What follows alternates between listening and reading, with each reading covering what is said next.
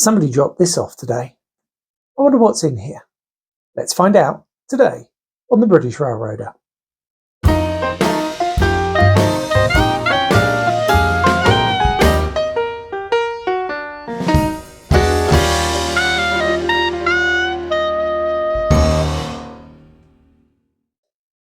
Hello everybody, my name's Steve, I'm the British Railroader and welcome to my model railroad room for another instalment on my channel. And today we are going to be doing an unboxing. Now, as you might have guessed, I filmed things out of order because we're going to be looking at this. This is a Hornby 00 gauge Sentinel shunter with the 060 version. It's in quite a modern livery for Potter Logistics. It's called Pride of the Fens. I think this loco, when it was operational, was based up near Cambridge. I think actually closer to Ely rather than Cambridge. And as far as I know, the actual loco itself has been preserved. So what I am going to do is I'm going to take us down onto my workbench. I'm going to do the unboxing, the unveiling, and we're going to take it out. And then also what I'm going to do is I'm going to fit a DCC decoder to it and a keep alive. No sound at the moment, just an ordinary decoder. So let's go down onto the workbench and have a little look. Okay, so we're beginning with the box. This arrived today. All I've done with it is just take the address label off because I don't want you guys know where I live. So we're going to open it by pulling the tab. I like boxes like this, makes my life easier. Open it up, we've got a load of stuff, and then another box. Let's take this out, if I can. Okay. And obviously there's some paperwork in here from Hornby. That's probably going to be my invoice. So let's move this to one side. Right, so we have the box telling us what's in here. We've got one R30307, which is a Potter Industries Sentinel 060 diesel shunter. Let's open this up and chuck that away. And here we have the loco in a standard Hornby box. So we have the sleeve, I'm going to take off. Come. Move that to one side, and then we have the box, plastic insert, bit of paperwork, normal exploded instructions, including how to fit a DCC decoder. This is going to be a little bit interesting. I read a review on this, on fitting the decoder, because Hornby haven't really made it easy, because most 6-pin decoders are direct fit and they're not ones on harnesses, but it can be done. So I'm going to have a look at that in a little while. Move that again to one side and take this out. Got a bag of bits. These are the inserts for the front buffer beam if you don't want to have any couplers. All the normal bits of cellophane and plastic, etc. Move these again to one side. So what we have here is a 00 scale locomotive. The first thing that I notice about it is how heavy it is. Move this to one side. I'm just going to just zoom in a little bit. This thing is really quite heavy. In fact, let's see how heavy it is. Okay, so I've got my trusty scales here. Switch them on. Hello. We're going to measure it in grams. Put that on there. And it's coming in 141.87 grams, so just a shade under 142 grams. It feels quite heavy. I quite like it. Get that back into focus. And you can see in the cab, there's lots of detail in there. I think the whole chassis though is die cast. It feels as if it is. So looking at the front, I've got the couplers, they're in pockets. They'll probably get swapped out for KDs at some point. We've got windscreen wipers just separately applied. One thing this model doesn't have is any head or tail lights, which is a little bit of a shame, but not the end of the world. And I think the prototype in real life has a flashing beacon on the roof. But again, that's all things that if I really wanted to, I could probably deal with aftermarket. I think the next thing that we need to do with this is just put it on a little piece of track and just make sure that it runs. Okay, so when I get a new loco, if it's not DCC fitted, I do like to make sure it just runs on standard DC. So I've got my little controller here, and in a second we've got a stutter. This could be more down to do with the cleanliness of the track, and also she's probably been sitting in a box for a little while. She's not a bad runner. Have a look underneath, make sure all the pickups seem to be picking up. They look okay to me. Bearing in mind that this is a rough old piece of track. I should have got a decent piece of track rather than using just some old Hornby set track. Smooth enough. So I think the next step is going to be taking the body shell off and fitting a DCC decoder. I also want to fit a keep alive as well. So let's get on to that. Okay, so what I've got here is a Lice DCC 6-pin decoder. It's got keep alive wires, and I'm going to use one of the Lice DCC keep alives. Now, I did read an article about this, and I'll link that article in the description, but basically there is enough room to tuck the keep alive in the cab. But I'm also going to look at this bonnet here. The first thing we need to do is take off the body. So there are 4 screws, 1, 2, 3, 4, and we'll just unscrew those.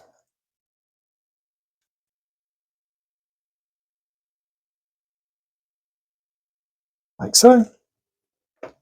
And the body should just come off like that. Excellent. Okay, so the good thing is this DCC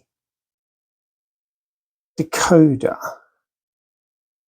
thing is on some kind of harness. So it should be possible to put the decoder up here.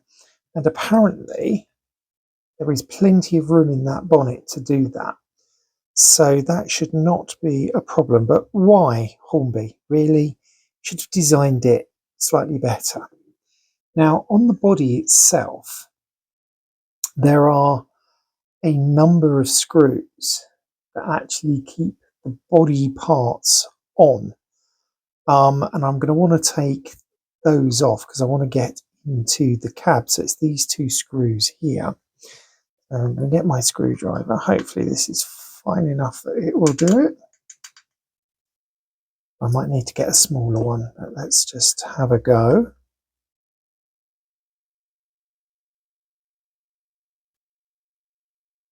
That's not coming. Okay, let's put that there. Just bear with me for a moment. Okay, what I do have here is a little screwdriver that you use for your glasses. It may just be that that screw, unfortunately, seems to have ripped a little bit. That doesn't matter, so we've got that one off.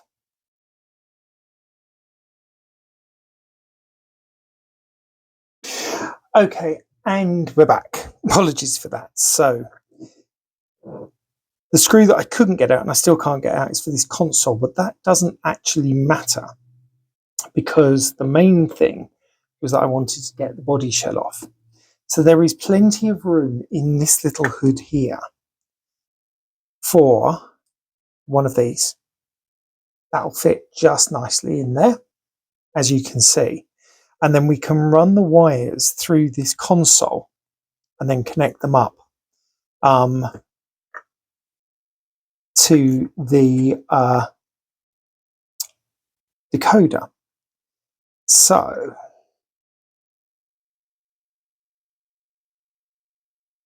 looking at the decoder, this here is the reference point because there is a little mark on the plug. So I'm just going to pull that off, like so, and then push that in, and that should sit up there.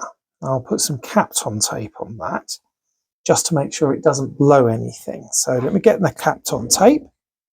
Okay, so here's my Kapton tape. Just going to cut a couple of little bits.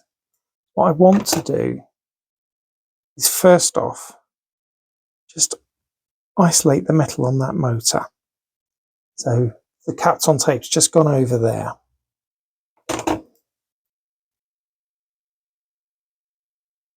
Just on the second bit. Go make sure that's not interfering with anything. And then bring this up. I'm going to Kapton tape that just over the top here.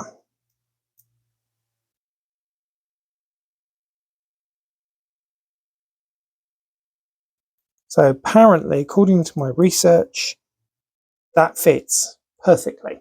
Okay, so there is your DCC decoder fitted.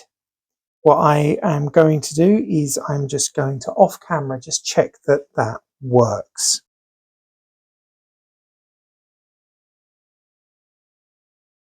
Okay, I'm back. Sorry about that. But what I found was that when I tested it, it was jerky, but that's because there's so much weight in this foot plate that you need it there to give it enough oomph. So what I want to do, as I said, I'm going to put in this bonnet here, I'm going to put the keeper light, and I'm going to run that through the cab so that you can't really see it. The other thing I want to do is I want to put somebody in the cab, and I have got this figure just here who might just be a bit too tall, so I might have to cut his feet off to get him to stand just there, like so. But before I do that, I need to drill 2 holes. So I need to drill one here in the back head of the cab, and then one just here through this console. And that's so that the wires from the current keeper can just pass through the floor of the cab. So I'm going to do that just with a little hand drill like so.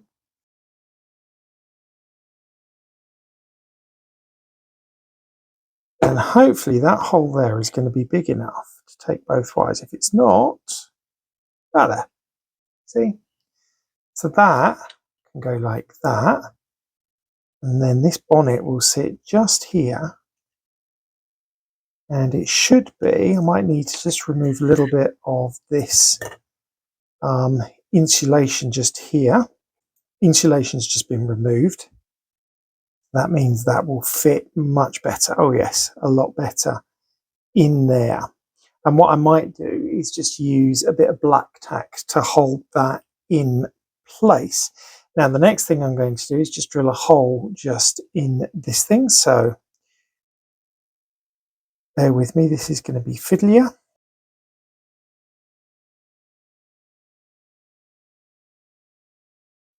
Okay, we're back. So we have a hole just here, and then we have one just here. And then that means that that wire can just snake through. But first I'm going to take my friend here, and I'm going to just chop his feet off, like so. Maybe level his legs up, because he's not exactly where I need him to be. And then he can be glued in there like so. So let me find the right glue, and then we're going to leave him a minute or two. A bit of impact adhesive. Yeah, I'm going to leave him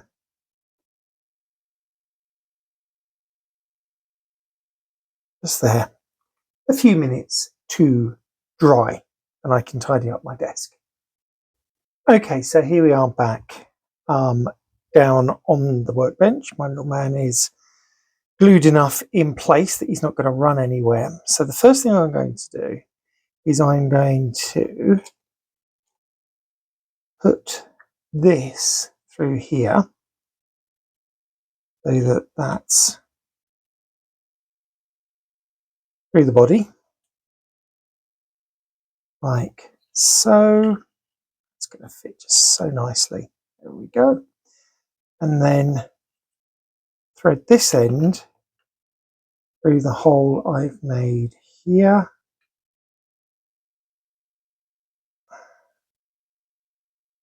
Next to the guy. There we go. That's down there. That needs to poke through the bottom, like so. And then we can get all of this put back where it's meant to be. So we're going to get this one on. It kind of clips in. And we'll glue that, screw that back in, and then we're going to just need something to pull those through. So let's just get my trusty pliers. I've of course gone and caught it in the body, which I didn't mean to do. There we go. Pull that through, turn that round, and that fits just there.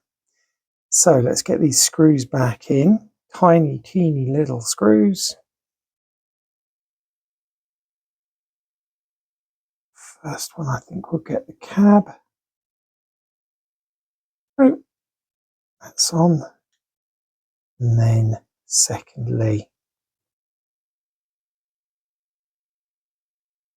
I can pick it up. Hornby, these are tiny. I know that you don't necessarily want people taking stuff apart, but you've got to remember that we will do. Because you're going to get people like me who want to make the locos run better. There we go. Body is back on. You can just see, I think, the guy in the cab. The wire is not too obvious at all in there. You have to really kind of look for it. So what I am going to do is I'm just going to solder these wires together, and then I'll put it back together. I'll put the whole thing back together, and we'll have a little look, and fingers crossed it'll run okay. So I'll be back in a minute. Okay, I've been fiddling with the locomotive because I've been running it about. I wasn't quite happy. So I took it apart and I've repositioned some of the wires because I think they might have just been pushing down in places they shouldn't have done. So wire management's always important. You'll be pleased to know that I did find the other windscreen wiper. So I fiddled with the CVs and I think we've got her nicely running like so. But this is the bit that I wanted to show you. I'll take her off. And this is what the keep alive is doing. It's going. It's going. Who knows when it's going to stop? I'm going to pick her up, put her back on the track. And then just to show you, she's still under full control when she's got a DCC signal. Okay. So it's just one of those things. Don't worry if you keep alive when you take them off the track, you keep going and they won't stop. That's what they're kind of meant to do. And I think you're probably getting a lot of keep alive out of this one because there is no sound on this loco. But as I said, I fiddled with the CVs. And she's a very smooth runner. And she's got a lot quieter since I did my wire management. So very important, always manage your wires.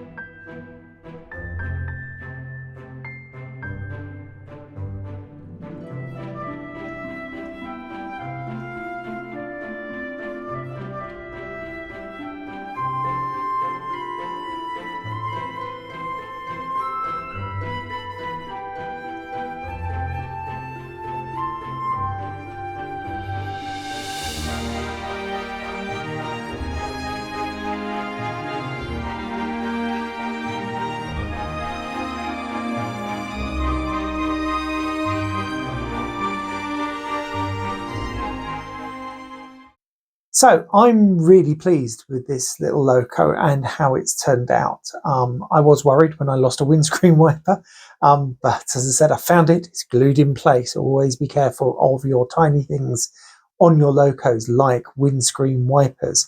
It's got my KD couplings, and as you saw in some of the footage at the end, I've given it a little run on Brooklyn Park.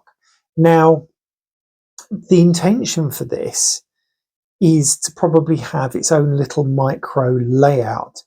Now, when I was on the Model Rail Replacement podcast and I was talking to the guys, I was saying about, there are certain things that could tempt me back into 00 scale modelling. And I keep looking at these and it has kind of tempted me back. Whether I will go for DCC sound or not, I don't know. It is possible. I have seen it done. I've seen instructional videos about it, so I might do. I might do. But anyway, the loco's here. It'll probably just sit pottering around on my layout for a little while until I decide exactly what I need to do with it. Like all good locos, it probably just needs running in a little bit as well. Well, that's it from me for this video. I'd like to thank all of you for watching. If you've enjoyed the video, please give it a thumbs up. If you haven't done so already, why don't you subscribe to my channel? And when the bell comes up, click it, press all, and you will be notified of all my videos as they are released. If you have any comments or questions, then feel free to post them below, or you can always email me on this email address that's coming along just here. You can also find me on all of these social media outlets. Feel free to follow me or subscribe or whatever it is that you have to do. And you can always contact me through them as well if you have any questions. Now, I've got lots of videos available. YouTube is going to suggest one for you, which I think is going to come along down here somewhere in a moment. Have a look if you haven't seen it already, but if not, go onto my channel and you can pick from one of the many that are there. But that's it from me. My name's Steve. I'm the British Railroader, and I'm saying goodbye from my model railway room. Bye bye.